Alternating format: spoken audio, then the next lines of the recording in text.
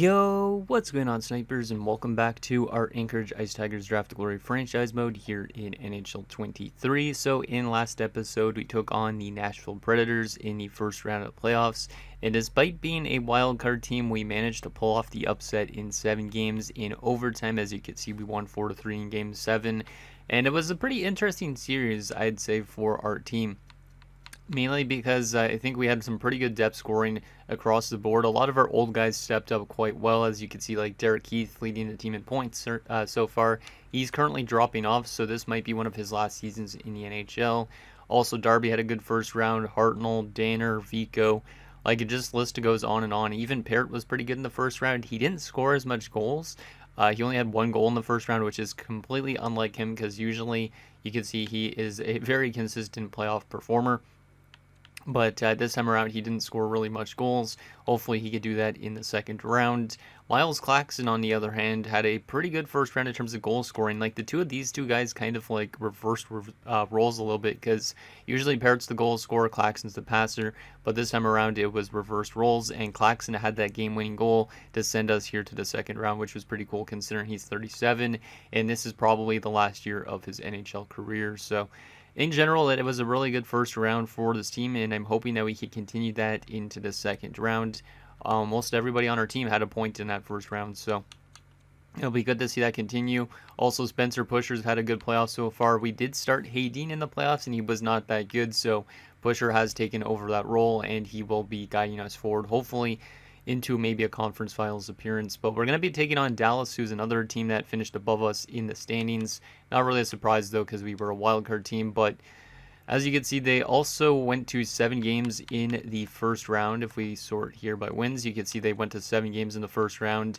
They were scoring 3.29 goals per game. We were scoring 4.14.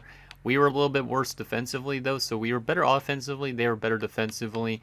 We actually had pretty similar power plays. Theirs was better, though, and our penalty kill was much better. Their penalty kill was pretty tragic in the first round, so I'm hoping that our power play could continue doing what it was doing in the first round, considering this power play, or this penalty kill, is not that good. So it's going to be very interesting to see if we're able to get to that conference finals. Considering we weren't actually much worse than Dallas, like we were only 2 wins less than them. We had a lot of extra frame losses. They also had a lot of extra frame losses. So we're pretty similar teams in that sense, but who knows what's going to happen once you get into the playoffs, because at this stage, we're pretty much just fighting uphill the entire time. We knocked out one of the guys that are on the top of the hill. We just got to keep on trucking pretty much. So here's the top line of Dallas. As you can see, we got to find a way to shut down this top line of Bugner, Janssen, and Tunney. That's definitely one of the better top lines I've seen. They also have a pretty solid second line with Generous, Dollywall, and Wheeler. And then their bottom 6 is pretty weak, I'd say, but it's still kind of good considering they have a good top 6 anyways. So Zharkov, Boychuk, Scrimes, Vernarski, Para, and McClellan. And then defensively, they're a little bit more balanced than Nashville was, because Nashville had 1 stud defenseman, while the Dallas Stars have a pretty balanced approach, it seems like.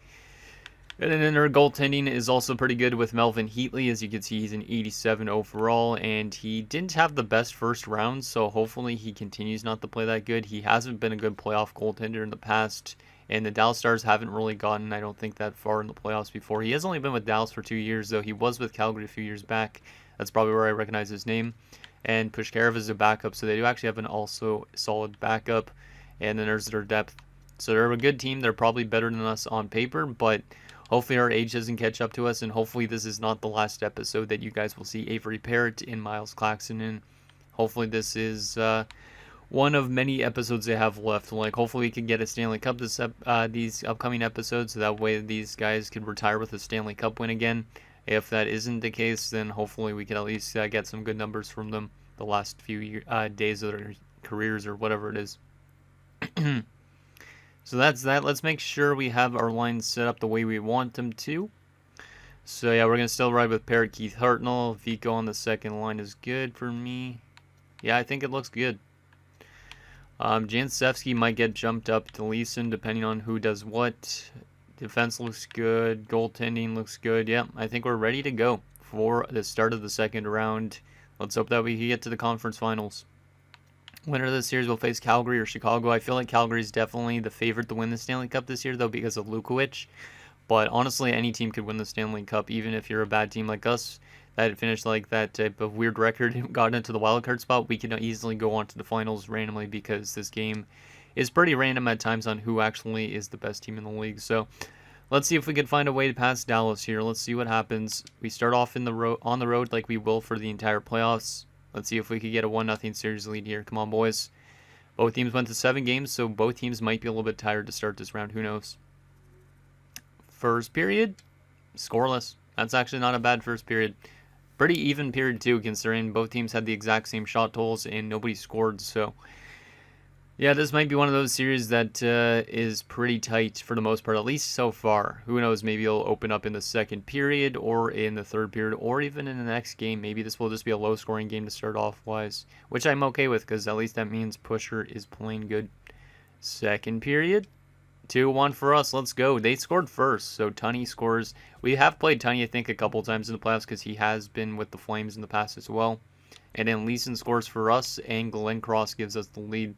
I like that our depth scoring has been pretty good in the playoff run as well, because Leeson and Glenncross have been pretty good. Glenncross, I think, has 4 goals in the playoffs. So a lot of players on our roster are pretty much stepping up in the important times here in the playoffs.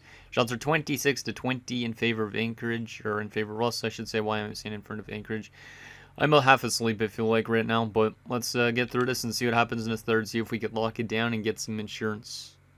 Getting some insurance would be really nice at this stage. Come on, boys. Final 10 minutes of the third period. It's been a low-scoring game up to this point. Final 5 minutes. Final few minutes, come on. Erzberg ties the game up. That's another defenseman. Ties it up at 2. And we are going to overtime in game 1. So yeah, this might be a tight series. Shots are 36-30 in favor of us. And it's a 2-2 game. Do we have an OT winner in us? We had a 2-1 lead. We never had a 2-0 lead, so at least we didn't blow that like we did, I think, last round a couple times. Who wants to be the hero for us? I'm going to call on Parrott just because I know that Parrott usually at least comes through when I mention him. Sometimes he doesn't, but a lot of the times he does. So let's call on Avery and see if he can come through with the big game-winning goal in OT. Come on, boys. Or Claxon again, because Claxon has been clutch too. It'd be nice to see Claxon get another OT winner, and unfortunately we lose in overtime in game 1. Hayden was put in for overtime, so hopefully Pusher didn't get injured there. He probably didn't, considering injuries are pretty low in this series. But McClellan wins it for Dallas, and unfortunately we end up blowing that 2-1 lead and losing 3-2. So Leeson from Cunningham and Bobkov, Glenncross from Jansevsky and Loins. That's unfortunate. That's a game that we are pretty close to winning, but we don't. So Healy gets first star, Pusher to second star, and McClellan the third. Why did Pusher get taken out in overtime, though? Hedin allowed 1 goal on 9 shots. Or 2 goals on 9 shots. He allowed both goals. So Pusher was pulled late into the game. Why was he changed? If the game just randomly changed him, it's kind of dumb how that works, because we only lost because of that change. Let's see, did Pusher get injured? He did not. See, why does that happen? That's one thing I should bring up to EA. I'm curious on why that actually happens. Like, why did the goalies get randomly swapped even if they aren't injured? Like, maybe he got injured in-game and then he's back the next day. I don't know what the problem is there, but that wasn't a bad first game, so I'm going to keep everything, I think, almost the same. As we are only down 1-0 in the series, right? So, let's swap Darby and Bobkov, and the rest of this we're going to keep the same, though. Because Pusher was really good, and unfortunately they decided to put Hayden in, and Hayden lost us the game again. So, let's go back to Pusher, and hopefully he stays in net the entire time this time around. Okay, so game 1 was an OT loss. Let's get at least 1 win in here in Dallas. If we could get 1 win on the road, that'll set us up for a good scenario. But losing both games in Dallas, we would need to win both games probably on home ice to get back in the series. So here we go, game number 2, still in Dallas. Can we rebound from that OT loss? First period, 1-1, I'll take it. It's definitely been a close series in terms of goal scoring. Like usually when one team scores, another team scores. And then shots are always pretty even too. See, 7-7 after 1. They were tied after 1 last game too. So, but Claxon scored again, so that's good and generous for them. So that's a second liner. Can we find a way to get that lead like we had last game going into the third period? Come on, boys. Second period, 3-1 Dallas. That's not good. Janssen and Dollywall, and we're down by 2 goals going into the third. We need a big comeback here, or else we're going to have to win both games on home ice. we've been a better home ice team in the playoffs than road teams, so hopefully we could win both of our home games coming up. Because if we lose one, like I said, we are in a really bad spot, I'd say. Shots are 21-18 in favor of Dallas. Let's see if we could crawl back into this in the third period. Come on, boys. Para makes it 4-1. That's probably the dagger. I can't see us scoring 3 goals down the stretch here. Keith makes it 4-2. Trying to prove me wrong, maybe. Final 10 minutes. We need still 2 goals. Come on, boys. Step on those, on that gas a little bit here. Final few minutes, and unfortunately, we are going to fall down 0-2 in the series to the Dallas Stars, and now we got to win both of our games on home ice, or else we're in a bad spot. So Claxton from Bobkov and Vico, and Keith from Hartnell and Houses are only goals, but I wouldn't really put that game on Pusher. Pusher was okay, I'd say. Actually, wait a sec. That 867 looks a lot worse than I thought it would. I might have to make some line adjustments, though. Because our offense definitely isn't at the same pace as it was last round. Heatley has been pretty good against us. It's only 2 road losses, but I do need to win 2 games on home ice. Because if we fall down even 3-1, that's going to be a tough hill to climb. Especially with us being an underdog team. So let's make some line adjustments again. We'll go back to Parrott on the second line with Claxton. And we'll go... We'll go back to Vico. No, actually, we'll leave Vico on here. We'll put Bobkov as the top liner. Yeah, so basically just swap Parrott and Bobkov. I almost said Barrett. We'll move Cunningham back down to the top 6 and move Howes up to the top 4. And yeah, we're going to keep riding with Pusher. I could also throw in one of these depth options, maybe. Addison has 93 passing, so he's pretty good in terms of offense, maybe. Maybe I'd throw in Addison, but where would I throw him in? And who would I take out? I probably would take out Loins, because Loins hasn't been that type of offensive player. So let's actually take out Loins for a game. And we will throw in Addison. And since Addison's pretty offensive... And maybe I'll leave him in that spot. Yeah, maybe I'll just keep him in there. And then power play wise, it's going to stay the same as well and everything. So yeah, basically just Bear Addison's going to come into the lineup. And Loins is going to be scratched for a game at least. And we'll see if that helps out the offense a little bit. Having a playmaker in the lineup instead of a two-way forward or whatever heck Loins is. So if we could win 2 games here on home ice, that would be great. Because then we'd be getting back into the series. We did fall down 0-2 to Nashville in the first round as well. So never count us out.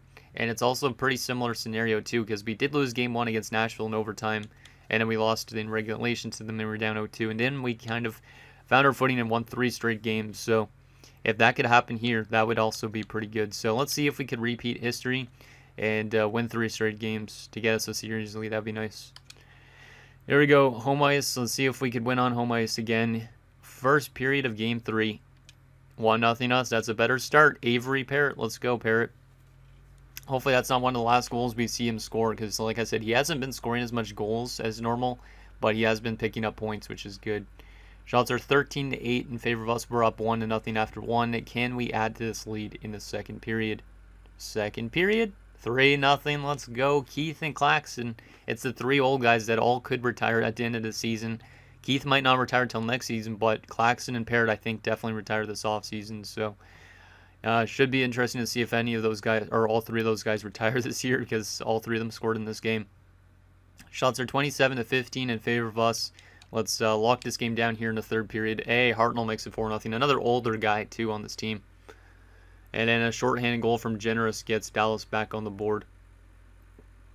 Hopefully we can play good like this next game. Because if we could tie up the series after being down 0-2 again, that might be a good thing for us. Or will be a good thing for us. But then again, we'd have to win still in best 2 of 3 pretty much at that stage. And we do win 4-1, and we have made this a series. It's a 2-1 series lead now, only for Dallas, with a nice win on home ice. Parrott from Hartnell and Klepis, Keith from Danner and Bobkov, Claxton from Cunningham and Vico, and Hartnell from Keith and Bobkov. 3 stars of the game, Keith, Hartnell, and Pusher. Yeah, Pusher's been good. I'm kind of surprised, because usually when... well, he used to be elite potential. When an elite potential goalie is in net, usually they don't do that well. But so far, he's been better than Hayden by quite a bit. quite a bit. So there's that. Wow, both Eastern Conference matchups are 3-0 right now. And then both Western Conference are 2-1. I think we'll probably keep our team as is because we just won that game. And it was by a convincing fashion too. So I think I'm going to keep the team the same for the next game. Yeah, let's keep it the same. See if we get tied to series at 2. And it'll be a best 2 out of 3 scenario. I hope that we could do what we did against Nashville and win 3 straight games, because hopefully that sets us up for some success here.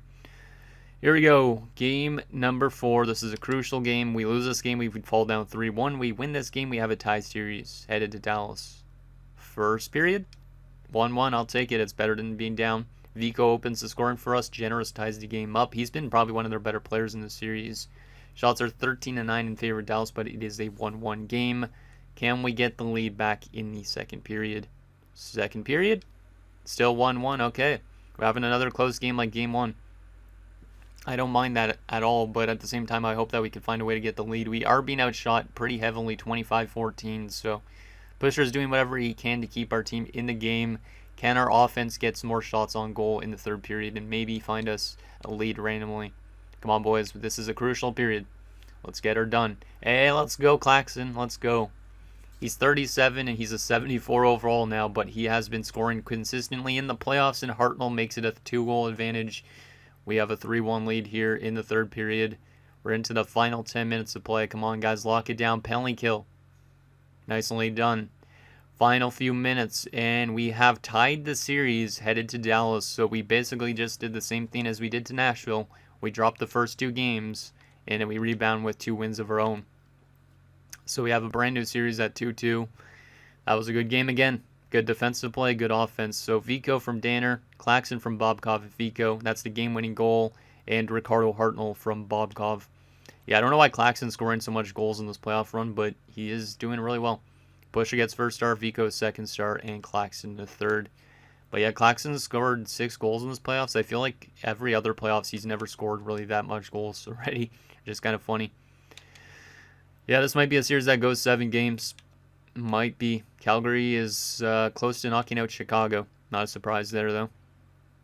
Let me take a look at Claxton's stats here quickly, just because I'm curious about that.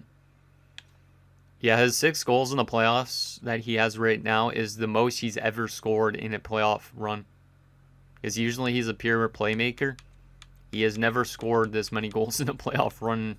He has completely reversed roles with Parrott. That is kind of funny. What a guy. What a guy. Yeah, we're going to keep the team as is. We've won 2 straight games. Might as well keep it the same for this next game. If we win this next game, that would be great. Addison has no points so far. He hasn't barely got any ice time. Only 6:45, so he's getting like enforcer ice time. But maybe he'll pick up a point in a crucial game, but we'll keep him in still instead of Loins for now, because we've been winning games. Can we finally win a game in Dallas? Because we have yet to do that. We win this game, we have a chance to close out the series on home ice, which would be an ideal situation. Here we go, guys. Game number 5. Can we take a 3-2 series lead here?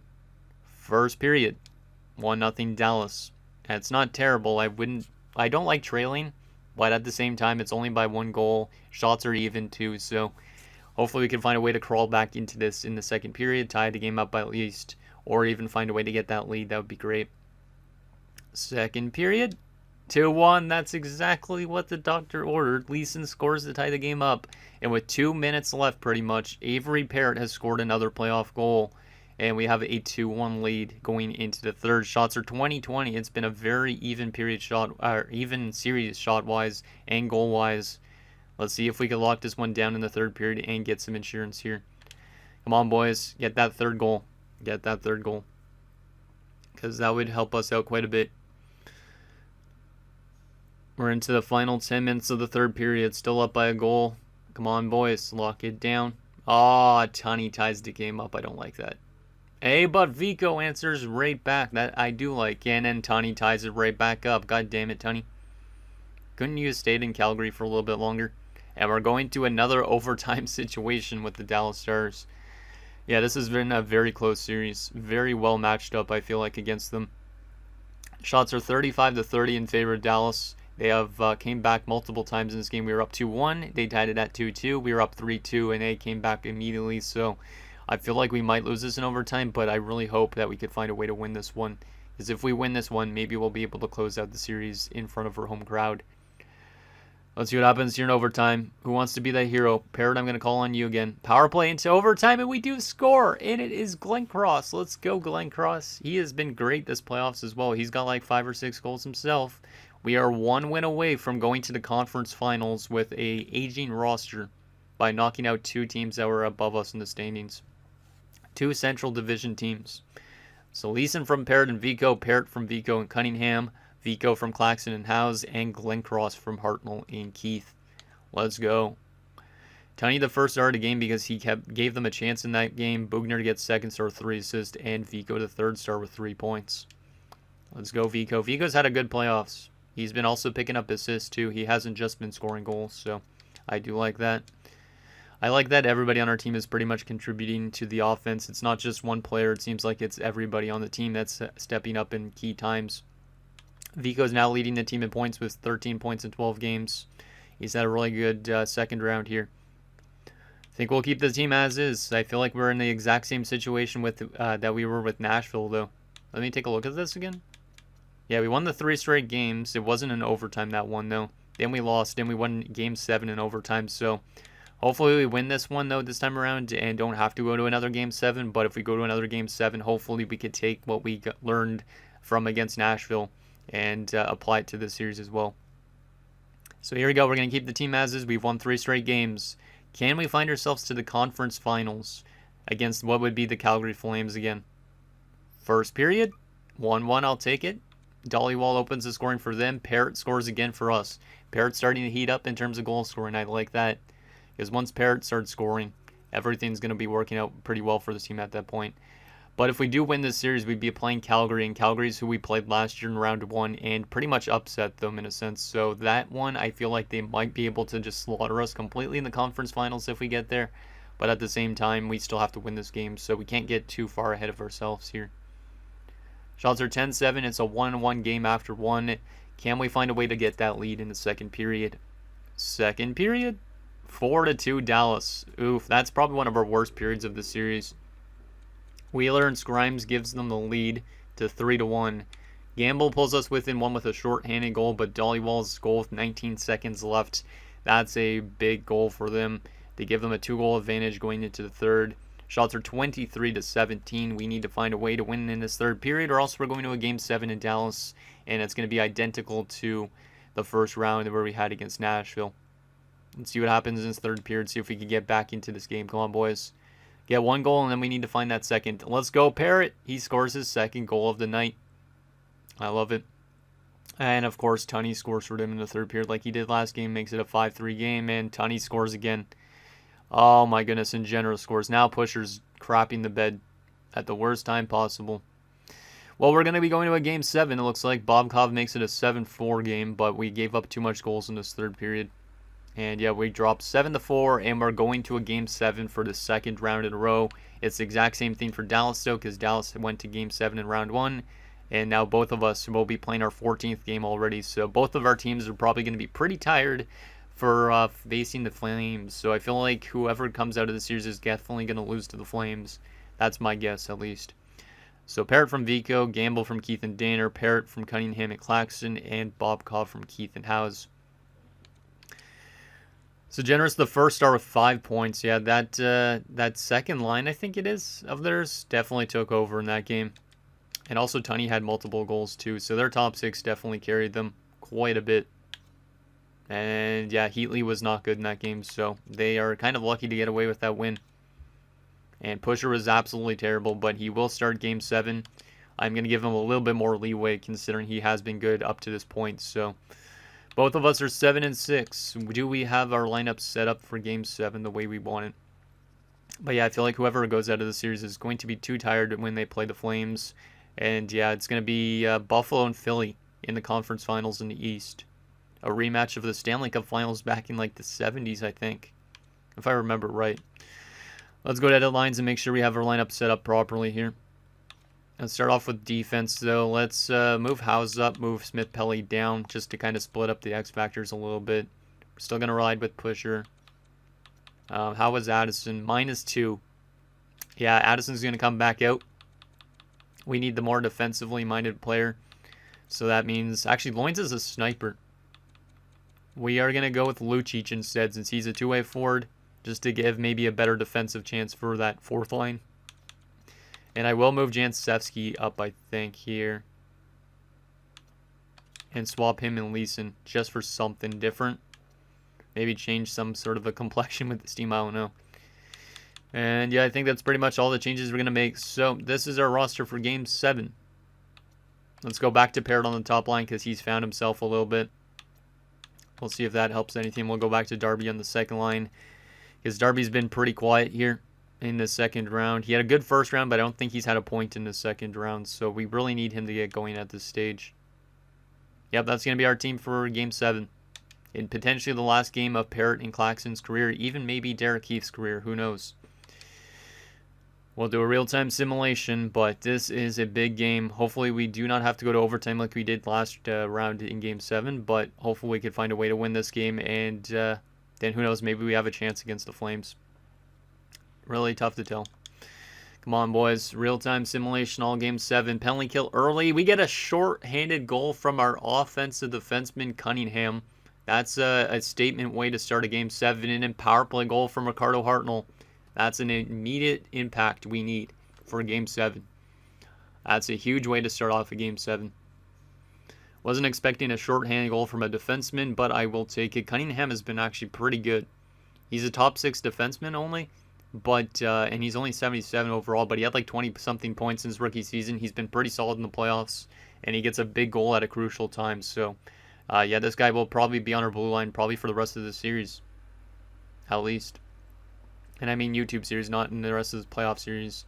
Shots are 11-7 in favor of us. We're up by 2 goals. Let's get some insurance in this second period because that would help us out quite a bit. Penalty kill, nicely done. Penalty kill again. Stop taking penalties, boys.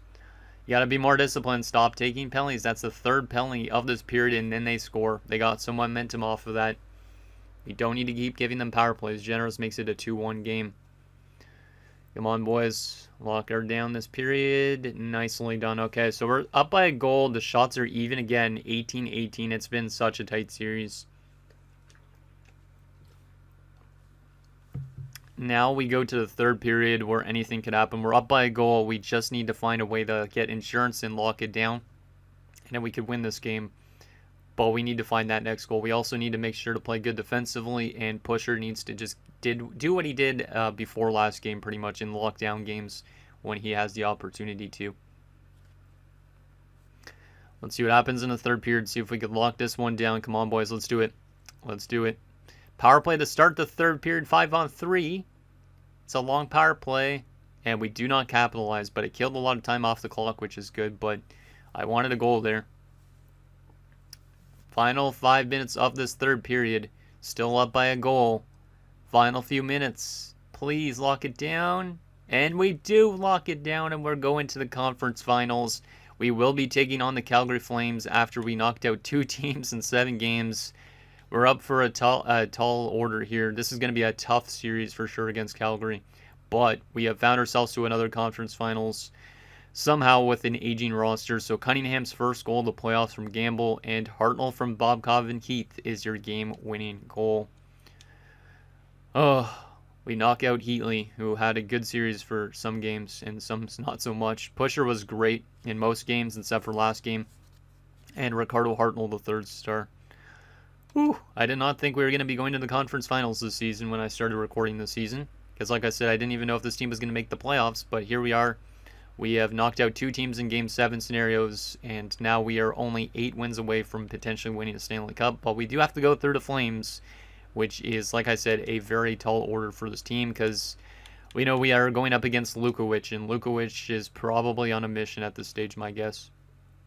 So player stat-wise so far, Keith, 16 points. Hartnell, 13 points. Parrott, 10 points. Claxton, 9 points. Leeson, 7 points. -4. Don't like that so much, but Loins, 1 assist in 9 games, -2. Vico 14 points, Bobkov 14, Darby and Gamble 8 points apiece. No points in this round, I'm pretty sure, for Darby. Jansevsky 3 points, -7. Jesus, guy needs to wake up a bit defensively. Lucic -1 in 1 game. Aiden Addison was -2 in 4 games. I probably will go back to original lines to start next round. And Glenn Cross has just 5 goals, but he is a -7 as well. So some of our lines are getting shredded defensively, but that's probably because they're going up against top guys, my guess. I don't really know. Defensively, Danner's been great, 10 points, 14 games. How long till his contract ends? A couple more years. Cunningham, 8 points. He's been phenomenal. I love this guy actually right now. He's been really, really underrated. Like, he's been a welcome addition. Like, he's been pretty much like exactly what Bouwmeester was, but much lower overall-wise, and he'll probably be cheaper for this team to stay with us for the rest of the series. Smith, Pelly, and House, 4 points apiece. Klepis and Tulipov, 2 points apiece. Tulipov and not House, Smith, Pelly have not been great defensively, but somebody's got to be out there for the goals against, I guess. Goaltending-wise, Pusher's been pretty good, pretty consistent, 912 save percentage and a 273. And yeah, Hayden has not been good.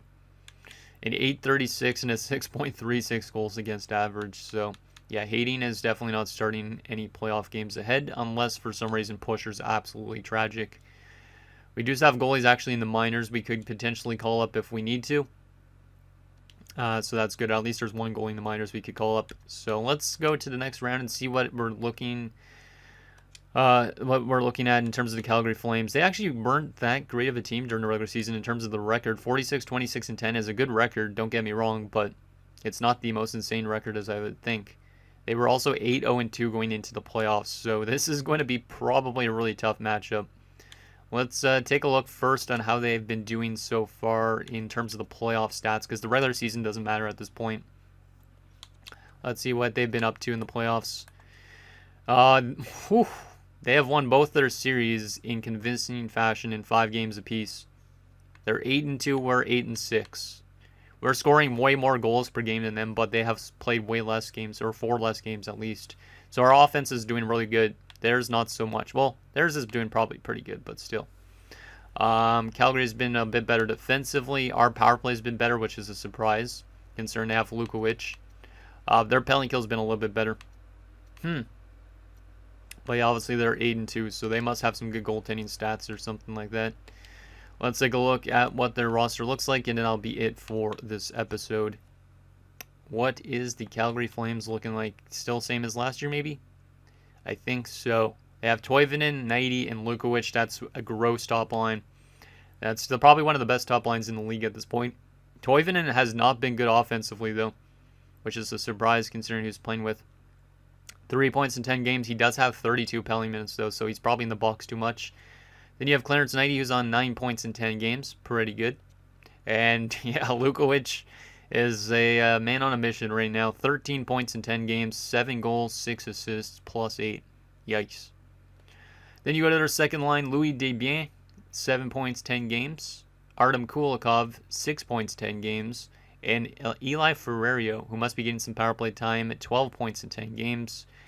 Then you go to their third line, Justice Winchester, 6 points. Pretty good. 3 points for Nikulin. 2 points for Zanetti. And a fourth line of Apostolopoulos with 4 points. Pretty good. Goddard, 4 points. And Yannick. Yannick? Or no, it's Janik, actually. Yeah. It's not like Jan Yannick, it's like Doug Janik. 2 points in 10 games. So that's their forward core. It is lacking depth for sure, but they are probably paying a lot to these top liners. Yeah, 13.36 for Nighty. Lukovic is getting paid 16. And Toivonen is almost done his ELC in a few years. So the two of these guys are getting paid $29, $30 million combined. How about Ferrerio? 13 as well. Yeah, I could definitely see why they're lacking depth.